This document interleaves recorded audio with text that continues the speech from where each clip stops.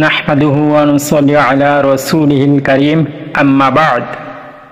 বারা ইবনে আজিব রাদিয়াল্লাহু তাআলা আনহু থেকে বর্ণিত, তিনি বলেন, আমি কাঁধ পর্যন্ত লম্বা চুল বিশিষ্ট লাল চাদর ও লাল লুঙ্গি পরিহিত অবস্থায় রাসূলুল্লাহ সাল্লাল্লাহু আলাইহি সাল্লামের চেয়ে সুদর্শন কাউকে দেখিনি। তার কেশগুচ্ছ ছিল কাঁধ বরাবর। তার দু কাঁধের মধ্যবর্তী স্থান অন্যদের তুলনায় কিছুটা প্রশস্ত ছিল। তিনি অধিক খাটো বা অধিক দীর্ঘাকৃতির ছিলেন না।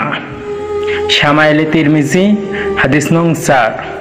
ব্যাখ্যা: 3 নং হাদিসে বর্ণিত হয়েছে যে রাসূলুল্লাহ সাল্লাল্লাহু আলাইহি সাল্লামের মাথার চুল কানের লতি পর্যন্ত দীর্ঘ ছিল, আর এই হাদিসে বলা হয়েছে কাঁধ পর্যন্ত দীর্ঘ ছিল।